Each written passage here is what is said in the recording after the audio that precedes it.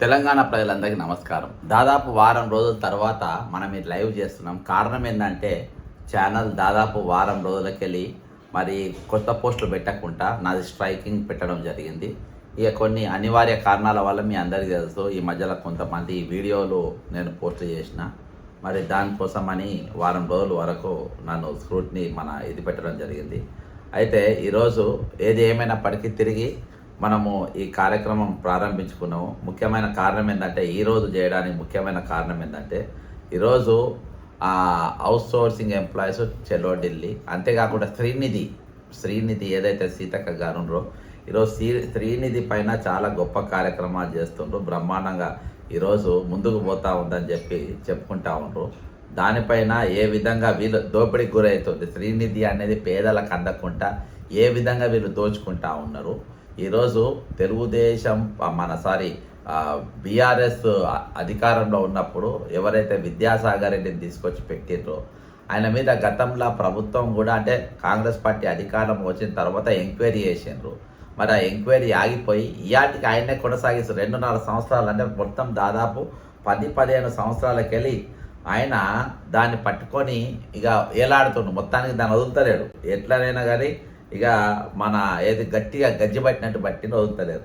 మరి ఈరోజు దాన్ని వీళ్ళు మొత్తం నెత్తికెక్కించుకునే పరిస్థితి ఈరోజు ఉన్నది. వాళ్ళు దీన్నే మొత్తం నెత్తికెక్కించుకొని మరి దీని మీదనే ఈరోజు సీతక్క గారు కానీ తెలంగాణ ప్రభుత్వం కానీ ఇక స్త్రీలను మొత్తం ఉద్ధరిస్తామని చెప్పి ప్రగల్భాలు పలుకుతుండ్రు.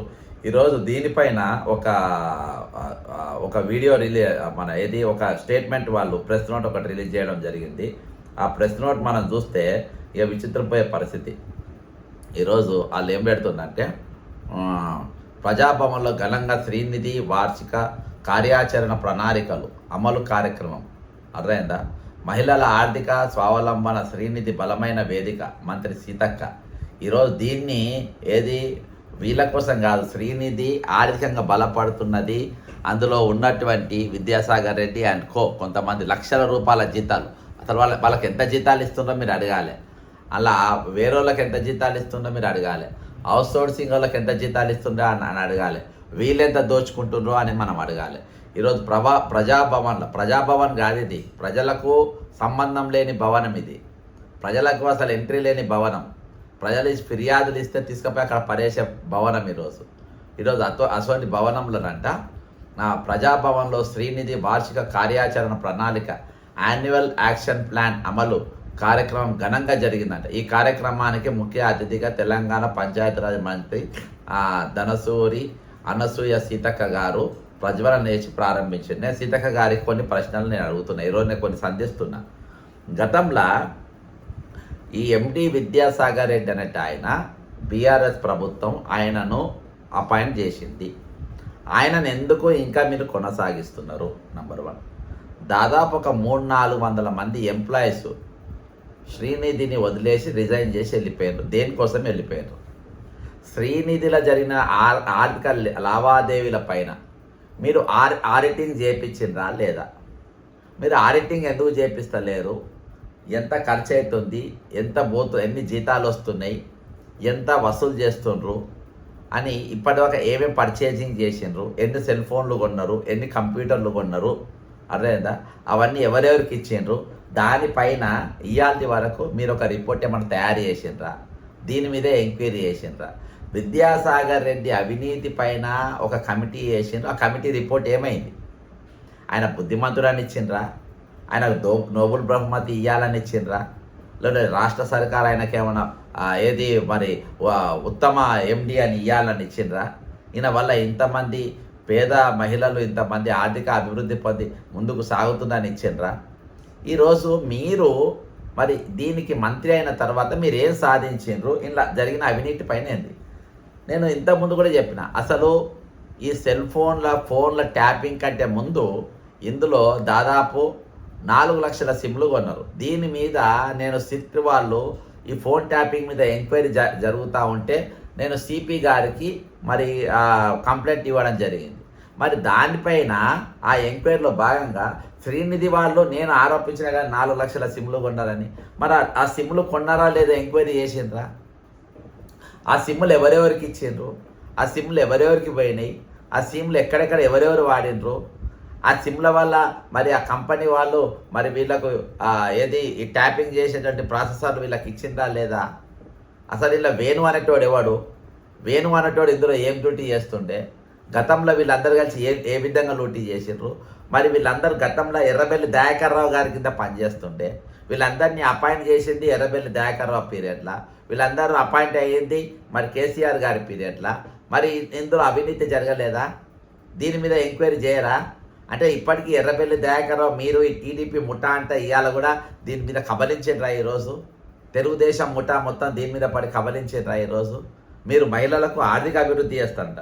ఈ కార్యక్రమంలో దానకిషోరు ఆయన ఎంతమంది దానకర్ణుడో మన అందరికీ తెలుసు, ఎండి విద్యాసాగర్ రెడ్డి, డిప్యూటీ ఎండి శ్రీనిధి ఉద్యోగులు పెద్ద సంఖ్యలో పాల్గొన్నారు. ఇక అంతేగాని దీనివల్ల సామాన్య మహిళలకు రూపాయి కూడా లాభం రాదు. అర్థమైందా?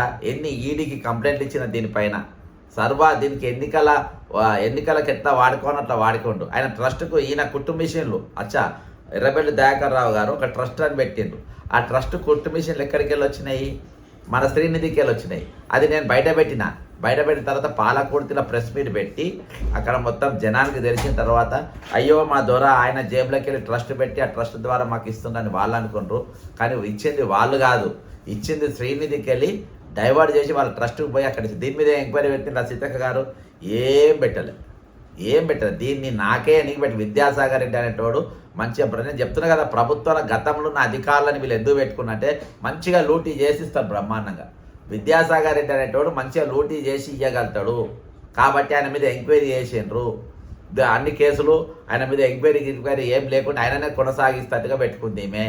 ఎందుకంటే ఈయనైతే మంచిగా దోచిపెడతాడని చెప్పి అర్థమైందా. ఆయనతోని ఇది చేస్తా సేమ్ ఫైనాన్స్ సెక్రటరీగా గత ప్రభుత్వం ఉంటే రామకృష్ణారావు అనేటోని మరి రేవంత్ రెడ్డి గారు తీసుకొని వచ్చి ఆయన ఫైనాన్స్ సెక్రటరీగా మన చీఫ్ సెక్రటరీగా పెట్టుకుంటూ ఎందుకు బ్రహ్మాండంగా లూటీ చేసిస్తాడు, లూటీలు చేసుకోవచ్చు అని. కాబట్టి గతంలో అనేక మంది అధికారులు మరి నవీన్ మిట్టల్ ఎట్టుపై దాదాపు కొన్ని లక్షల ఎకరాల భూమిలో కిందికి మీదికి అయినటువంటి పరిస్థితి. నవీన్ ఏది ధరణి పేరు పైన ఎక్కడికి పోయింది ఆయన. మరి అరవింద్ కుమార్ అని అంటే ఒక టార్గెట్ చేసిండు, జయేష్ రంజన్ మీ దగ్గరనే ఉన్నారు. అర్థమైందా? సందీప్ కుమార్ సుల్తాన్ గొర్రెల స్కామ్ ఏమైంది, కాళేశ్వర స్కామ్ ఏమైపోయింది. కాబట్టి ఇవన్నీ అంత దొంగలడానికి అందరు ఒకటానికి నేను చెప్తున్నా.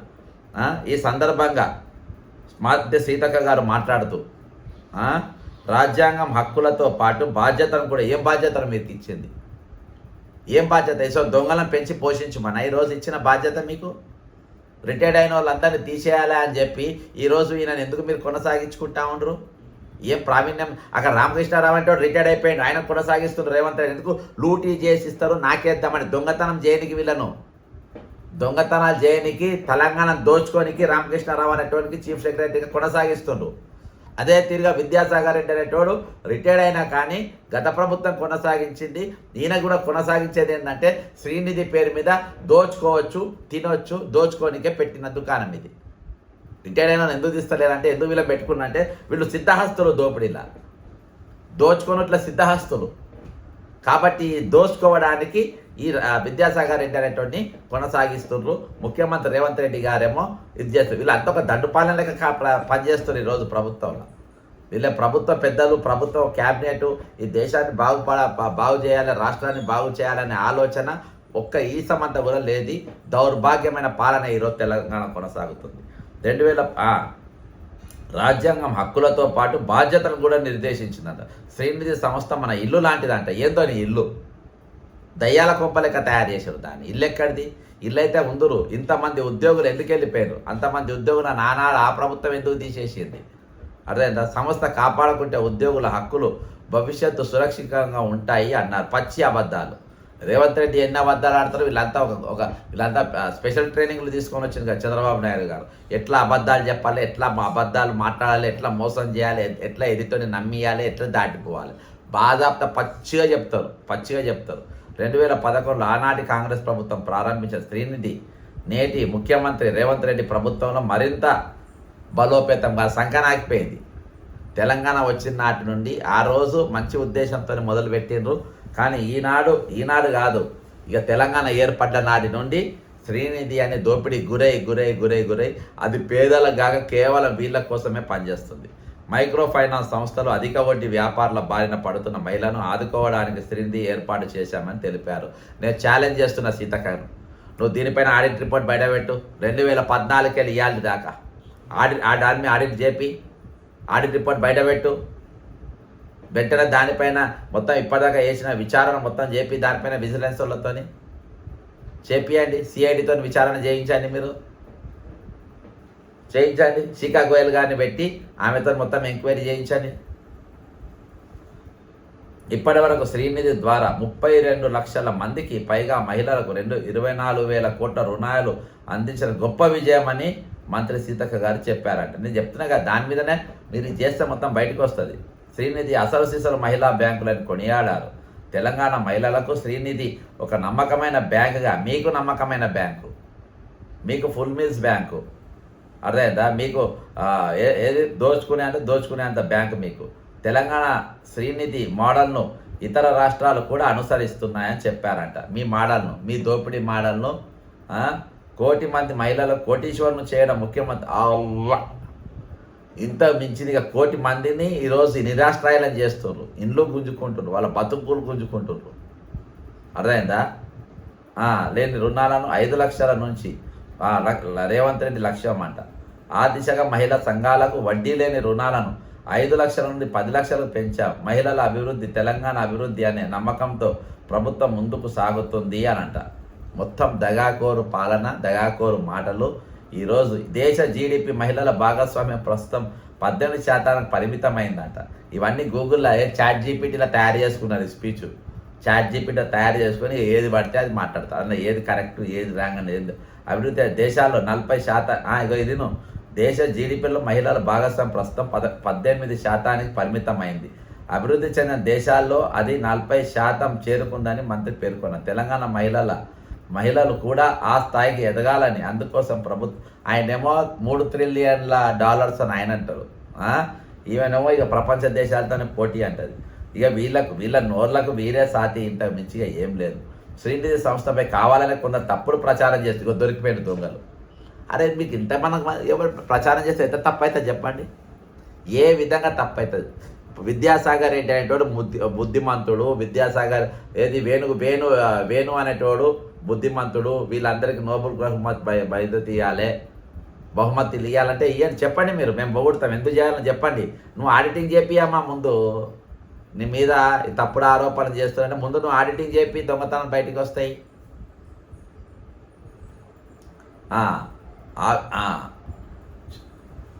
చేస్తున్నట్టు కావాలని తప్పుడు ప్రచారం చేస్తున్నట్టు కావాలని.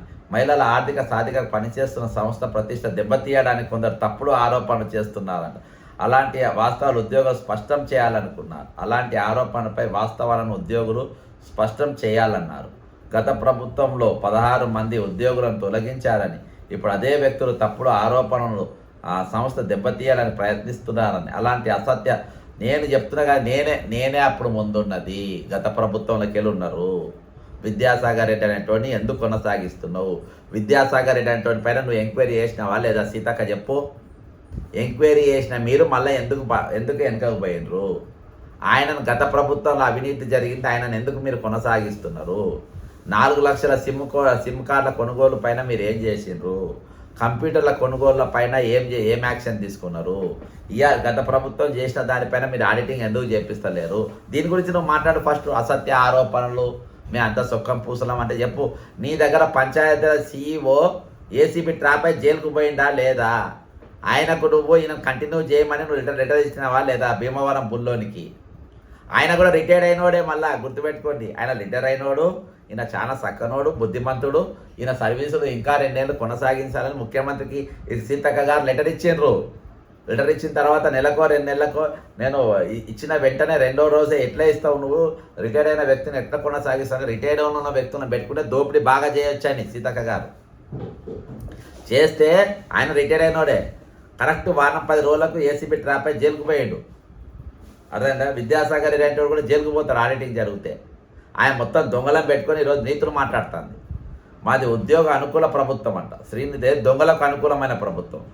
రేపు మీ ముఖ్యమంత్రి 79 క్రిమినల్ కేసులు పెట్టుకున్న ఒక దొంగ.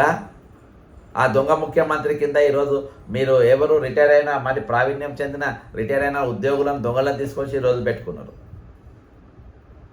ఈ కుబేర్ అనేటువంటి ప్రవేశపెట్టి రామకృష్ణారావు అనేటువంటి ఎందుకు కొనసాగిస్తున్నారు మీరు రోజు ఇయాటికి? మీకు మొత్తం దొంగలు కావాలి, దొంగ ఆఫీసర్లు కావాలి. ఉద్యోగుల మీద మీకు ప్రేమ ఉంటే పిఆర్సీ ఇవ్వండి. ఉద్యోగుల మీద ప్రేమ ఉంటే మీరు 5 DL ఇచ్చేయండి వెంటనే.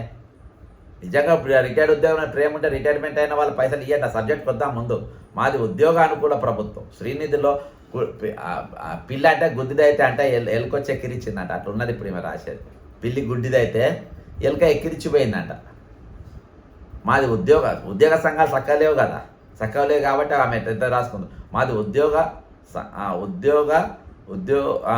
అనుకూల ప్రభుత్వం. శ్రీనిధిలో ఒక్కరిని కూడా తొలగించలేదు. ఇప్పటికే పదోన్నతులు, బదిలీలు, ఎస్టీలను పాపం బీసీలను ఎంతమంది గత ప్రభుత్వం ఈ విద్యాసాగర్ అనే దుర్మార్గాల గురించి మాట్లాడితే ఎంతమందిని తీసేసారు, గిరిజన బిడ్డలు ఎంతమంది తీసినావు? ఇవాళ నువ్వు గిరిజన మంత్రి ఉన్నావు, వాళ్ళని తీసుకునే ప్రయత్నం ఎందుకు చేస్తలేవు నువ్వు? ఎంతమంది బీసీలను తీసిండ్రు, ఎంతమంది ఎస్సీలను తీసి అవతల పడేసిండ్రు? ఈ విద్యాసాగర్ రెడ్డిని ఎందుకు నెత్తి మీద పెట్టుకొని తిరుగుతున్నావమ్మా?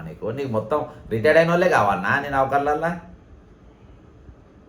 శ్రీనిధి బలోపేతం చేయడం మా ప్రభుత్వ లక్ష్యం తప్ప ఎవరి ఉద్యోగాన్ని తొలగించడం కాదు అని మంత్రి చెప్పారట.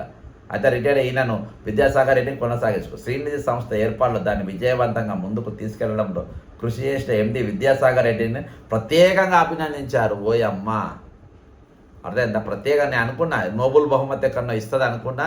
సీతక్క గారు బ్రహ్మాండంగా ఇచ్చారు. అర్థమైందా? బ్రహ్మాండంగా ఇచ్చారు. ఇంత దగా చేసిన వ్యక్తిని, ఇన్ని స్కాములు చేసిన వ్యక్తిని, ఎందుకంటే ఈమె పొగిడిందంటే అక్కడ అయినట్టే.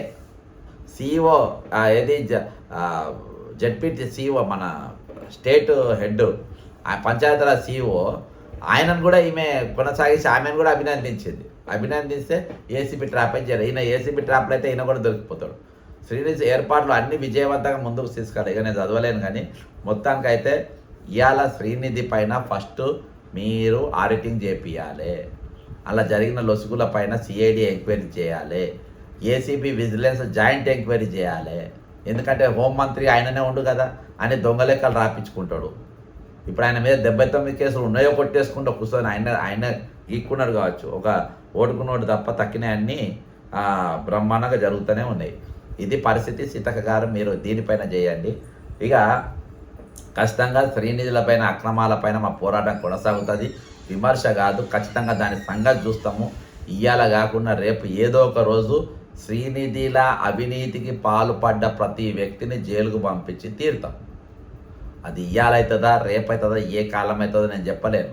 ఎందుకంటే ప్రస్తుతం నేను చట్టసభల్లో లేను. నేను ఏదైనా వీళ్ళకి చెప్తా. కానీ ఈరోజు కంచె చేను మేస్తున్నట్టుగా ప్రభుత్వం మారితే ఈ ప్రభుత్వం కూడా అదే దోపిడీకి పాల్పడుతుంది, అదే దోపిడీదారులను పెట్టుకున్నది. కాబట్టి ఖచ్చితంగా మా ఉద్యమం కొనసాగుతుంది. మరో అంశానికి పోతే గతం రోజుల గురించి నేను ఒక 10 రోజుల నుండి రిటైర్డ్ అయిన ఉద్యోగులకు నేను లైన్లో లేను. కారణం ఏంటంటే నేను చెప్పిన అయితే మొన్న 14వ తారీఖు రోజు అన్ని పోలీస్ స్టేషన్లలో ఫిర్యాదులు ఇవ్వమన్నా. గవర్నర్ ప్రోగ్రాం తర్వాత అన్ని పోలీస్ స్టేషన్లో దయచేసి మీరు ఫిర్యాదులు ఇవ్వమన్నా. అయితే పోలీస్ స్టేషన్లో పోయిండ్రు చాలామంది. నాకు తెలంగాణ ఇంటెలిజెన్స్ వాళ్ళు SB వాళ్ళు నాకు ఫోన్ చేసి చెప్పిండ్రు, పోయిండ్రు సార్ మీ వాళ్ళు చాలామంది వచ్చిండ్రు. కానీ దాదాపు ఒక 700-800 పోలీస్ స్టేషన్లు అన్నట్ట. అంటే 700 to 800 పోలీస్ స్టేషన్ల CAలు అసలు పిటిషన్లు తీసుకోలేదంట. 700 నుండి 800 పోలీస్ స్టేషన్లల్లో HSOలు అంటే స్టేషన్ ఆఫీసర్లు, రిటైర్డ్ అయిన ఉద్యోగులు ప్రభుత్వం మాకు మోసం చేసింది, మాకు టోకెన్ నెంబర్లు ఇచ్చింది, మాకు ఇవ్వాల్సిన డబ్బులు మాకు ఇవ్వలేదు, వాళ్ళు వాడుకున్నారు అని చెప్పి ఈరోజు అన్ని పోలీస్ స్టేషన్లలో ఫిర్యాదులు ఇస్తే 700 నుండి 800 మధ్యలో పోలీస్ స్టేషన్లు రిటైర్డ్ అయిన ఉద్యోగుల యొక్క తీసుకోలేదంట. అయితే ఇప్పుడు నెక్స్ట్ మా స్టెప్ ఏంటంటే ఖచ్చితంగా ఈరోజు రిటైర్డ్ ఉద్యోగులందరూ కూడా నెక్స్ట్ లోకయుక్తాల ఇండివిజువల్ కేసులు ఫైల్ చేయండి. మీకు లోకయుక్తాల కేసు ఫైల్ చేయడానికి నేను డ్రాఫ్టింగు ఫాము అన్నీ కూడా నేను మీకు వాట్సాప్ ద్వారా పంపుతా. ఒకరికొకరు మీరు పంపుకోండి. రిటైర్ అయిన ఉద్యోగులందరూ కూడా వ్యక్తిగతంగా లోకయుక్తాల అంటే కోర్టుల కేసులు వేయని వాళ్ళు, హైకోర్టుల కేసులు వేయని వాళ్ళు అందరూ కూడా హైకోర్టుల కేసులు వేయాల్సిన వాళ్ళు అవసరం లేదు. హైకోర్టులో కేసులు వేయని వాళ్ళందరూ ఓకే, మీరు లోకయుక్తాల కేసు ఫైల్ చేయండి. ఎట్లా ఫైల్ చేయాలి ఏంది అనేది నేను ఫామ్ 1 ఒకటి ఉంటుంది, ఆ ఫామ్ను మీకు నేను పంపుతా. దాని కింద మీకు టోకెన్ నంబర్లు ఇచ్చినాయి, ఎన్నెన్ని నంబర్లు వచ్చినాయి, మీ రిటర్న్ పైన అన్ని డాక్యుమెంట్స్ అవన్నీ ఎంక్లోజ్ చేయండి. అవి ఒక 4 సెట్లు మీరు తయారు చేయాలి. 3 సెట్లు వాళ్ళు తీసుకుంటారు, ఒక సెట్ ముద్రేసి మనకి ఇస్తారు. 150 రూపాయలు ఫీజు తీసుకుంటారు. దీనికి అడ్వకేట్ అవసరం లేదు, ఎవ్వరు అవసరం లేదు. నేనే మీకు మొత్తం నేను గైడ్ చేస్తా. నేను గ్రూప్లలో మీకు అది ఆ ఫామ్స్ నేను మొత్తం మీకు సప్లై చేస్తా. అది జస్ట్ నింపాలే. లోకయుక్త బషీర్బాగ్ బ్రిడ్జ్ కింద లెఫ్ట్ సైడ్లో పాత బిల్డింగ్ లెక్క ఉంటుంది, రాజ్మహల్ లెక్క ఉంటుంది. అందులో లోకయుక్త ఆఫీస్ ఉంటుంది. అందులో పోయి మీరు పిటిషన్ ఇవ్వండి. పలానా రోజు ఇస్తామంటే అంటే అది పలానా రోజే ఇవ్వాలని చెప్పి నేను చెప్పలేను, ఎందుకంటే అక్కడ వాళ్ళు తీసుకునే ప్రాసెస్ కూడా టైం అంటే కొంచెం ఉంటుంది. కాబట్టి రోజుకు ఒక 10 మందో 20 మందో మీరు పిటిషన్లు ఇవ్వండి. ఇంకోటి ఇవాళ అందరికి కూడా నేను చాలా మీరు విజయం దిక్కు మీరు రిటైర్మెంట్ ఉద్యోగులు నడుస్తూ ఉన్నారు. ఎట్లా నడుస్తూ ఉన్నారు అంటే సుప్రీంకోర్టులో మీరు అందరూ కూడా గత నెల దాదాపు 12,300 మంది 300 చిల్లర పిటిషన్లు సుప్రీంకోర్టుకు పోయినాయి, రాష్ట్రపతి ఆఫీస్కు పోయినాయి, రిజిస్ట్రార్కు పోయినాయి. ఈరోజు ఢిల్లీలో సుప్రీంకోర్టులో రాష్ట్రపతి భవన్లో ఒక పెద్ద చర్చ జరిగిపోయింది, చాలా పెద్ద చర్చ. ఈరోజు ఇంతమంది ఉద్యోగులను తెలంగాణ ప్రభుత్వం మోసం చేసింది, దగా చేసింది, చీటింగ్ చేసింది అనేది పెద్ద ఎత్తున ఈరోజు చర్చ జరుగుతుంది అక్కడ. అందుకనే మొన్న ముఖ్యమంత్రి గారు బాగా జోక్తా ఉన్నాడు ప్రధానమంత్రి గారిని. గత వారము ఆ రోజు నా ఛానల్లో ఇదైంది కాబట్టి నేను చేయలేకపోయినా బాగా జోక్తున్నాడు, అదైందా. మళ్ళీ ఆయన కూడా బరాబర్ ఇచ్చి నువ్వు నా పార్టీలకు రా అది ఇదని. ఇది అన్ని పార్టీల ఇది మనోడు పనిచేసేటోడు రేవంత్ రెడ్డి అంటోడు. అన్ని పార్టీలతోని ఆయన అమితుమి లెక్క పనిచేస్తూ ఉంటాడు. ఈరోజు వాళ్ళు అన్ని కేసులు దాదాపు ఒక 8,000 కేసులకు దాకా ఇప్పటికి నంబర్లు వచ్చినాయి. నాకు నంబర్లు పంపిండ్రు మనోళ్ళు చాలామంది. సార్ నా కేసు రిజిస్టర్ అయింది, నాకు పిల్ నంబర్ వచ్చింది. అయితే ఇవన్నీ కూడా పిల్ కింద కన్వర్ట్ చేసుకుంటారు. అక్కడ సుప్రీంకోర్టులో పిల్ కింద కన్వర్ట్ చేసుకుంటారు. నాకు ఇయాటి వరకు ఒక్క పిటిషన్ కూడా రిజెక్ట్ అయినట్టు నాకు రాలేదు. అందరి కూడా ఓకే అయినాయి, అందరు కూడా తీసుకుంటున్నారు. ఎందుకంటే ఇది 1-2 కాదు, దాదాపు 12,300 ఫిర్యాదులు ఏకకాలంలో ఈరోజు సుప్రీంకోర్టుకు చేరినాయి. ఈరోజు వాళ్ళు చాలా సీరియస్గా దీని మీద పనిచేస్తున్నారు, ఖచ్చితంగా వీళ్ళకు అన్యాయం జరిగింది, వీళ్ళకు న్యాయం చేయాలి అనేది వాళ్ళకు ఉన్నది. ఈరోజు ప్రభుత్వం మీద కమిటెడ్ ఎక్స్పెండిచరు, వీళ్ళు మోసం చేసిండ్రు, వీళ్ళని దగా చేసిండ్రు రేవంత్ రెడ్డి అనేటోడని ఈరోజు చాలా పెద్ద చర్చ ఈరోజు ఢిల్లీలో నడుస్తుంది. ముఖ్యంగా రాష్ట్రపతి భవన్లో కానీ అక్కడ కానీ వచ్చింది. ఇంకోటి ఏంటంటే మనము ఒక దగ్గర ఇయ్యాల వీళ్ళు ఎంత పెద్ద ఇప్పుడు ఈరోజు తెలంగాణ పాలిస్తుంది ఒక క్రిమినల్ వ్యవస్థ. కాబట్టి ఒక దగ్గర మనం కేసు వేసినాము, హైకోర్టు నా కేసు వేసిండు కాబట్టి నాకు డబ్బులు వస్తాయి, సుప్రీంకోర్టులో నేను వేసిన కాబట్టి నాకు డబ్బులు వస్తాయి, రాష్ట్రపతికి ఇచ్చిన కాబట్టి నాకు డబ్బులు వస్తాయి, తెలంగాణ గవర్నర్ గారికి ఇచ్చిన కాబట్టి నాకు డబ్బులు వస్తాయి అనే ఆలోచన మనం పెట్టుకోవద్దు. ఎందుకంటే ఈరోజు తెలంగాణను పాలిస్తుంది ఒక రాబంధువు, ఒక 79 కేసులను ఒక క్రిమినలు, ఒక శుద్ధగా చెప్పుకోవాలంటే ఒక సిగ్గు శరం అనేది ఏది కూడా లేకుండా పనిచేస్తాడు. సిగ్గు శరం అనేది ఈరోజు ముఖ్యమంత్రికి లేదు. ఒకరితో ఒక మాట అనిపించుకోవద్దు, ఒకరితో ఒక మాట తిట్టిపించుకోవద్దు. నేను వాళ్లకు అకౌంటబిలిటీగా ఉండాలి, నేను కమిటెడ్గా వాళ్ళకి పనిచేయాలి, వీళ్ళందరినీ నేను ఆదుకోవాలి, నన్ను వాళ్ళు నమ్మిండ్రు అనేది లేదు. ఎప్పుడు కూడా దొంగ లెక్కనే ఆలోచిస్తాడు. ఎట్లా దొంగతనం చేయాలి, ఎట్లా మోసం చేయాలి, ఎక్కడికి వెళ్ళి ఏం ఎత్తుకపోవాలి, ఇదే ఆలోచన. సావుకు పోయినా ఇదే ఆలోచన ఉంటుంది, దినాలకు పోయినా ఇదే ఆలోచన ఉంటుంది. ఎక్కడ ఏం అసోంటి ముఖ్యమంత్రి పాలన మన దరిద్రానికి మనకు దాపురించింది. అసోంటోడు కౌన్సిలర్కు సర్పంచ్ కూడా సరిపోనోడు ఈరోజు ముఖ్యమంత్రిగా మనకున్నాడు. అది మన దౌర్భాగ్యం. కాబట్టి ఈరోజు నేను హైకోర్టులో చేసిన కాబట్టి నాకు ఇది అవసరం లేదు, నేను సుప్రీంకోర్టులో చేసిన కాబట్టి నాకు పిల్ నంబర్ అయింది కాబట్టి నేను ఇక ఉద్యమం చేయాల్సిన అవసరం లేదు, ముఖ్యమంత్రి గారు మన పైసలు మనకి ఇస్తారు అనే ఆలోచనకి వెళ్ళి దయచేసి మీరు బయటికి రండి. ఓకేనా? నంబర్ 1. రెండవది ఏంటంటే ఈరోజు మనము లోకయుక్తాలో కేసులు వేయడానికి అంటే హైకోర్టులో వేయని వారు సుప్రీంకోర్టులో వేసినా పర్వాలేదు, ఇక్కడ వేయచ్చు. ఎందుకంటే సుప్రీంకోర్టు ఇంకా మన బెంచ్ మీదకి రాలేదు. సుప్రీంకోర్టు వాళ్ళు రాష్ట్రపతి మన ప్రెసిడెంట్ ఆఫ్ ఇండియా గారికి పంపాలని, లేకుంటే మన ప్రధానమంత్రి గారికి పంపుతారో అక్కడ ఎట్లా చేస్తారో వాళ్ళు అట్లా వర్క్ చేస్తారు. కాకపోతే మనము ఆ కోర్టులో ఒక పిల్ల అయింది, దానికి సంబంధం లేదు. అంటే మన కింద కాలం ఉంటుంది. మీ కేసులో హైకోర్టులో ఎక్కడ నడుస్తుందా అంటే నో అని కింద రాయాలి. నేను ఆ ఫామ్ కూడా నేను మీకు ఎక్స్ప్లెయిన్ చేస్తాను. ఫామ్ మీకు ఎట్లా నింపాలి ఏందనేది ఆ ఫామ్ నేను ముందు పెట్టి ఒక్క లైన్ ఎక్స్ప్లెయిన్ చేస్తా. దాని గురించి మీరు ఇబ్బంది లేకుండా చేయాలి. కానీ హైకోర్టులో కేసులు వేయని వాళ్ళందరూ కూడా దయచేసి లోకయుక్తాలో మీరు కేసులు మొత్తం ఫైల్ చేయండి, ఓకేనా? అది చాలా ఇంపార్టెంట్. ఈరోజు ఉద్యోగ సంఘాలను మరి ఎంత పెద్ద గొప్పగా పొగుడుతున్నారంటే రియల్గా, అంటే నేను ఎప్పుడు కూడా ఈ టైప్లో ఏ రోజు కూడా నేను చూడలేదు. ఈరోజు ఎంత గొప్పగా ఉద్యోగ సంఘాల గురించి పొగుడుతుండ్రు. ఇది ఒక పెద్ద అన్నయ్య అనుకున్న దాదాపు అందరు వాట్సాప్లలో ఇది ఉన్నది కావచ్చు. అందరు ఇది బక్క జడ్సన్ రాసిన లెక్క కాదు. బక్క జడ్సన్ రాసిన లెక్క కాదు. తెలంగాణ రాష్ట్రానికి వచ్చిన మొత్తం ఆదాయం రేవంత్ రెడ్డి గారిది ఒక పేపర్లో వచ్చింది. సరే, ఇది మాట్లాడే ముందు మనం జేఏసీ నాయకుల గురించి, ఉద్యోగ సంఘ జేఏసీ నాయకుల గురించి చాలా అన్ని గ్రూపులలో ఏమని వైరల్ అవుతా ఉన్నదో మనం చూద్దాం ఒకసారి. ఉపాధ్యాయ ఉద్యోగ సంఘాల నాయకులు, జేఏసీ నాయకులు, టీజీఓ నాయకులు, జేఏసీ నాయకులు అనగా 207 సంఘాల నాయకుల అసమర్థత, అనైక్యత, స్వార్థం, స్వంత పనులు, పైరవీలు చేసుకోవడం, అమ్ముడు పోవడం, ఇట్లా డూడు బసవన్న లాగా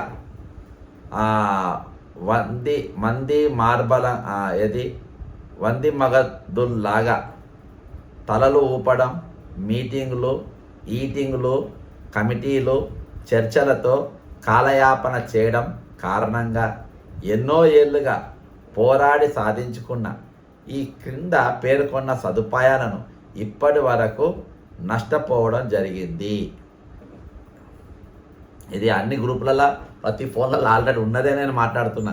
కొత్తగా మాట్లాడితే మిస్టర్ ఎవరు మారం జగదీష్ గారు, మరి ఏలూరు శ్రీనివాస్ గారు, ఇంకా ఉన్నారుగా నాయకులంతా.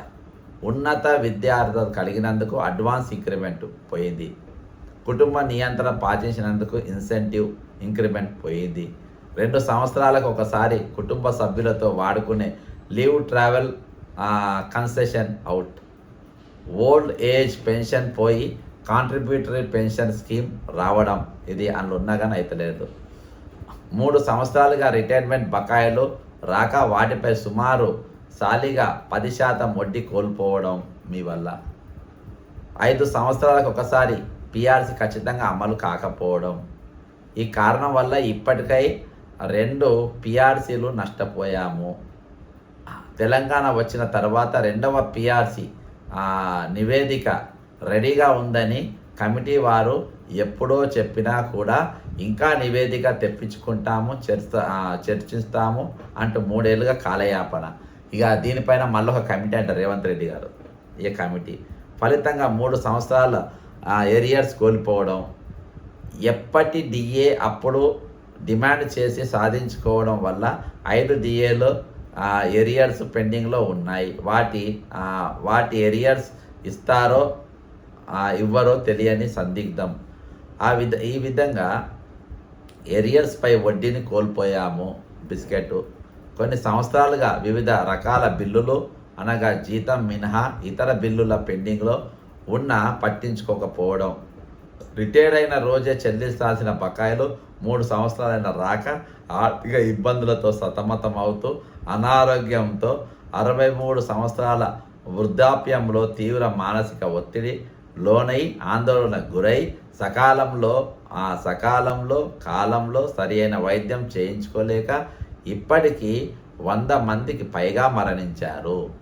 కనీసం వారి కుటుంబాలను నాయకులుగా చెప్పబడుతున్న మీరు ఒక్కనాడు కూడా పరామర్శించిన పాపాన పోలేదు. వారికి నేను చెప్తాను, రేవంత్ రెడ్డి తొవ్వలనేవి ముఖ్యమంత్రి అనుకునే సిగ్గు శరం లేదు. ఈ సంఘాలు కూడా అట్నే మోపోయినాయి. వారికి బకాయిలు, ఈ సంఘాలను తీసి పడేద్దాం. వీళ్ళకి ఎవడోటేసిండు, వీళ్ళకు ఎవడు గెలిపించుకున్నాడు, వీళ్ళు లీడర్లను ఎట్లా చెప్పుకుంటున్నారు, మేము సంఘ నాయకులం ఎట్లా చెప్పుకుంటున్నారు, సందాలు ఎట్లా వసూలు చేస్తున్నారు, వీళ్ళందరి మీద ఒకటి కేసు ఫైల్ చేయాలి. వారికి బకాయిలు ఏకమొత్తంగా హైకోర్టు ఉత్తర్వులు మేరకు సాలిన 10% వడ్డీతో సహా ఇప్పిస్తాం. 3 సంవత్సరాల ఆలస్యమైన కారణంగా ఆర్థిక ఇబ్బందులతో మరణించారు కావున అదనంగా ఎక్స్గ్రేషియా ఇప్పిస్తాం అని ధైర్యం చెప్పాల్సిన నైతిక బాధ్యత వీరికి ఏమాత్రం రాలేదు. ఇలా చెప్పుకుంటూ పోతే ఎన్నెన్నో 14 పాయింట్ అంటే దాదాపు పాయింట్స్ వారిగా చివరగా నాయకులుగా చెప్పుకుంటున్న వీరికి అంటే స్వయం ప్రకటిత సంఘ నాయకులు అన్నట్టు వీరికి ఎన్నికకు ఎలాంటి చట్టబద్ధత లేదు. మీరు గానే కాదరా భయ్.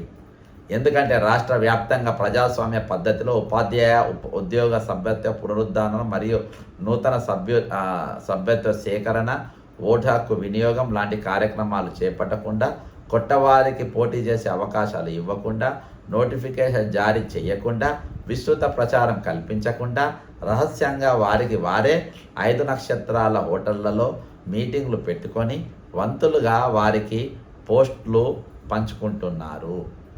ఈ కారణంగానే ఉపాధ్యాయ ఉద్యోగులు ఎన్నో సదుపాయాలు కోల్పోయి నష్టపోతున్నారు.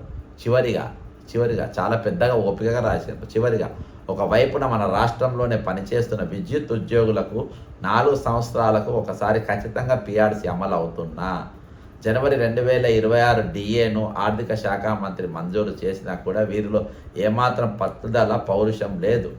మరోవైపున ఆర్టీసీ కార్మికులు కేవలం 3 రోజుల్లో వారి సమస్యలను పరిష్కరించుకున్నా కూడా అలాంటి పోరాట పట్టిమ చలనం ఏమాత్రం లేదు. మిత్రులారా, ఆర్టీసీ విషయానికి వస్తే ఎందుకని యాక్టివ్గా పోయినా ఇలా శంకర్ అనే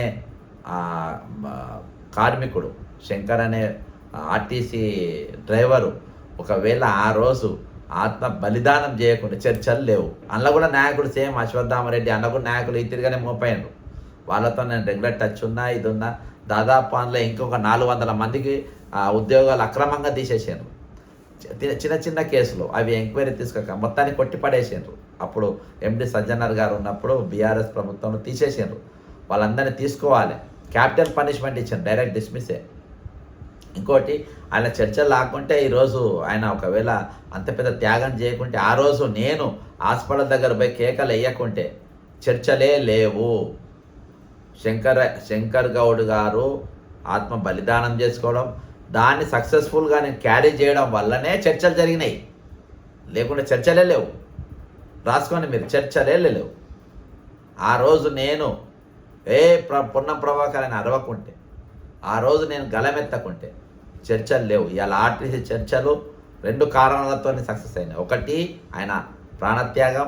రెండవది, ఆయన త్యాగాన్ని వృధాగా పోకుండా కరెక్ట్ లైన్లో నేను తిప్పడం. దాన్ని వృధాగా పోలించడానికి ఆర్టీసీ ఉద్యోగ సంఘాలు, నాయకులు ఆ దిశగా పనిచేసారు. సైలెంట్గా ఉన్నారు అప్పటిదాకా. నేను పోయేదాకా filter of silence Apollo hospital దగ్గర మీరు అబ్జర్వ్ చేయండి. కాబట్టి వాళ్ళు సరే ఆ మాత్రం. విద్యుత్ ఉద్యోగులు మరియు ఆర్టీసీ కార్మికులతో ఉన్న ఐక్యత, బలం 2007 సంఘాల నాయకులతో ఏమాత్రం లేకపోవడం శోచనీయం.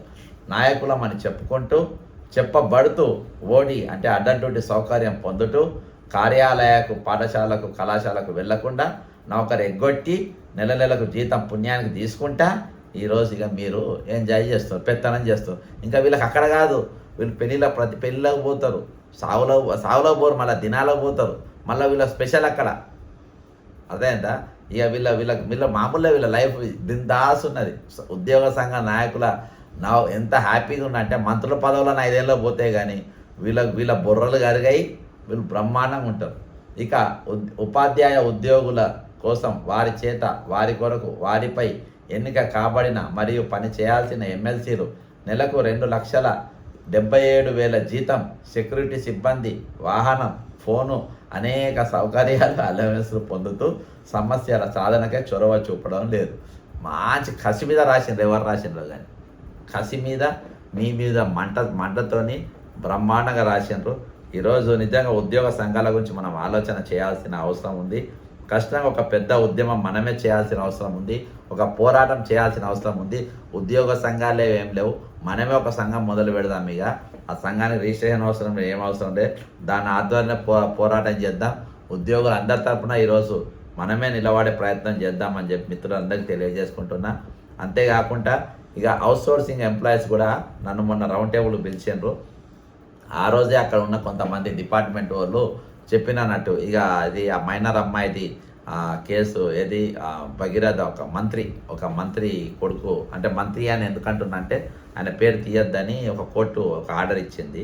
కాబట్టి ఆ మంత్రి కొడుకు ఒక ఇష్యూ ఆ రోజు చెప్పడం వల్ల నేను కంప్లీట్గా దానిపైనే చాలా స్ట్రగుల్ అయి ఉన్నా. యాక్చువల్గా ఆ కేసు క్లోజ్ చేసిందని చెప్పిండ్రు. క్లోజ్ అయిన కేసు అంటే బీఆర్ఎస్ చూస్తున్నాం కదా, బీఆర్ఎస్ కాంగ్రెస్ సిండికేట్ దోస్తాన చాలా బ్రహ్మాండంగా ఉంటుంది. అట్లా ఉత్తుత పైన చేసిండ్రు. తెల్లారి ఆ స్టేషన్ బేర్లు వచ్చే కేసులు పెట్టిండ్రు. కాబట్టి నేను డీజీపీ ఆఫీస్కు ఆ రోజు తెల్లారి సీఎం ఇంటికాడ పోయి దాన్ని పెద్ద ఎత్తున ఇచ్చేసిన తర్వాత ఈ అందరూ పౌర సమాజం కూడా రోడ్డు ఎక్కిండ్రు. యూట్యూబ్ ఛానల్స్ అన్నీ కూడా రౌండ్ టేబుల్ పెట్టినాయి, అందులో నేను కూడా పోయినా. అట్లా అంతా అయిన తర్వాత ఈరోజు సరే ఏది ఏ విధంగా అయినా కానీ ప్రస్తుతము అక్యూజ్డ్ ఇప్పుడు చెల్లపల్లి జైల్లో ఉన్నాడు. కాబట్టి అవుట్సోర్సింగ్ ఎంప్లాయీస్ కొన్ని రోజులు అంటే అది ఈరోజు మన లా అండ్ ఆర్డర్కు సంబంధించిన ఇష్యూ కాబట్టి ఖచ్చితంగా అమ్మాయిలకు సంబంధించి పిల్లలకు సంబంధించిన ఇష్యూ కాబట్టి ఖచ్చితంగా దానిపైన ఒక జెన్యూన్ ఫైట్ ఉండాలి అని నేను దాంట్లో పూర్తిగా లీనమైపోయి ఒక వారం రోజుల పాటు దానిపైన యుద్ధం చేయడం జరిగింది. ఈరోజు ఇదే అవుట్సోర్సింగ్ ఎంప్లాయీస్ ఈరోజు వాళ్ళు ఏం చేసిందంటే మన చలో ఢిల్లీ కార్యక్రమం ఇచ్చారు 25వ తారీఖు. మన పోస్టర్ కూడా రిలీజ్ అయింది. అందులో హలో అవుట్సోర్సింగ్ చలో ఢిల్లీ, ప్రియమైన అవుట్సోర్సింగ్ కుటుంబ సభ్యులందరికీ పేరు పేరున నమస్కారం. అన్నలు, అక్కలు, తమ్ముళ్ళు, చెల్లెళ్ళు, మన జీవితాలు మారే రోజులు అతి దగ్గరలోనే ఉన్నాయి. ఈ శుభ సందర్భంలో మన సమ్మేళనం ద్వారా ఢిల్లీలో జంతర్ మంతర్ దగ్గర మహాధర్నాను జయప్రదం చేయాలని చెప్పి వాళ్ళందరూ కోరుతుండ్రు. తెలంగాణ ప్రభుత్వాన్ని ప్రభుత్వ విధానాన్ని నిలదీసి మాట్లాడడానికి ఢిల్లీ వేదిక అవుతుందని, కాబట్టి అవుట్సోర్సింగ్ కుటుంబ సభ్యులందరికీ కూడా 2 చేతులు జోడించి నమస్కరిస్తూ చెప్తున్నాను. చలో ఢిల్లీ 25వ తారీఖు ప్రోగ్రాంను జయప్రదం చేయండి.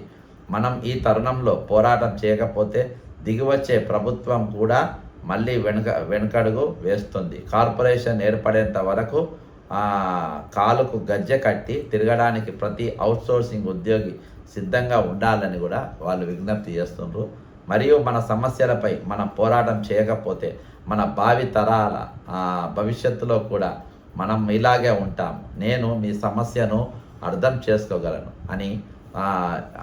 ఆర్థిక ఇబ్బందులు ఉండవచ్చు. అవుట్సోర్సింగ్ ఉద్యోగి అంటేనే ఆకలి దప్పికలతో అర్ధాకలితో జీవిస్తున్న కష్టజీవి అని నేను భావిస్తున్నాను. మనం మన జీవితాలను ముందుకు నడిపించుకోవడం కోసం ఎన్ని కష్టాలు అయినా అనుభవిస్తున్నాం. వాటిని గుర్తు చేసుకొని మీలో కసి అనేది పుట్టి నా కోసం నేను పోరాటం చేయకపోతే నన్ను కాపాడటానికి మరెవరు రారు అనే భావన ప్రతి ఉద్యోగులు కలిగినప్పుడే ఒకసారి 5 లక్షల మంది రోడ్డు మీదకి 5 లక్షల కుటుంబాలు రావాలి, రోడ్డు మీదకి వస్తారు. అప్పుడు కార్పొరేషన్ కాదు, ప్రభుత్వమే దిగివచ్చి సమాన పనికి సమాన వేతనాలు ఇస్తూ మన ఉద్యోగులను రెగ్యులర్ చేయడానికి కూడా అవకాశం ఉంటుంది. మిత్రులారా, మీ అందరినీ ఒక్కసారి మహావేదిక మీద చూడాలని ఉన్నది. అందరూ కూడా తప్పకుండా ఢిల్లీ రాగలరు. మన రాష్ట్ర జేఏసీ అలాగే పులి లక్ష్మయ్య అన్నగారికి ప్రత్యేక కృతజ్ఞత తెలియజేస్తున్నాను. వారి సారథ్యంలో ఇంకా మనం ముందుకు నడవాలని నేను మీ అందరిని ప్రార్థిస్తున్నాను. అలాగే జిల్లా జేఏసీలు బాధ్యులు అందరూ కూడా ముందుండి మీ జిల్లాల్లోనే ఉన్న వారందరినీ కలుపుకొని ఢిల్లీ తీసుకొని రాగలరు. ఇందులో ప్రతి ఉద్యోగి నాయకుడే, ప్రతి ఉద్యోగి బాధ్యత గల పౌరుడే. మిత్రులారా, ఆలస్యం అమృతం విషం. మనం ఏ పని అయినా ఆలస్యంగా చేస్తే అమృతం కూడా విషంలా మారుతుంది అంటారు. అందుకే ప్రభుత్వం విధానం మారకముందే మనలో ఐక్యత ఢిల్లీ వరకు వెళ్ళాలి. ఢిల్లీలోనే ప్రతి గల్లీలో జై అవుట్సోర్సింగ్, జై అవుట్సోర్సింగ్, ఉద్యోగుల ఐక్యత వర్ధిల్లాలని నినాదంతో ఢిల్లీ నలుమూలల మారుమోగే విధంగా తెలంగాణ నుంచి మనం బయలుదేరి వెళ్ళాలి. నేను ఎటువంటి కార్యక్రమానికి సిద్ధంగా ఉన్నాను. కార్పొరేషన్ రావటమా, సుధాకర్ అన్న గారు రాసినటువంటి ఈ లెటరు, ఆయన దేనికైనా రెడీ అని చెప్పేసి ఈరోజు ఉన్నారు. కాబట్టి అవుట్సోర్సింగ్ ఎంప్లాయీస్తోనే మనం అందరూ కూడా ఉండాలి. వారి హక్కులు పూర్తిగా ఈరోజు హరించే విధంగా ఇది చేస్తుంది. కాబట్టి let us stand with outsourcing. ఇది ఈరోజు కొన్ని అంశాలు మీ ముందుకు తీసుకొచ్చిన. దయచేసి బక్క జడ్సన్ ఫ్యాక్ట్స్ ఈ ఛానల్లో మీరు ఖచ్చితంగా దీన్ని ఫార్వర్డ్ చేయండి, షేర్ చేయండి, కామెంట్ చేయండి. ఇంతవరకు సబ్స్క్రైబ్ కాని వారు సబ్స్క్రైబ్ కాండి. దాదాపు 10 రోజులుగా మరి వారం రోజులుగా ఈ ఛానల్ ఎటువంటి లైవ్లు లేకుండా మరి బ్లాక్ అవ్వడం జరిగింది. ఏది ఏమైనప్పటికీ మళ్ళీ ఒక అవకాశం వచ్చింది. జై తెలంగాణ, అమరవీరులకు జోహార్.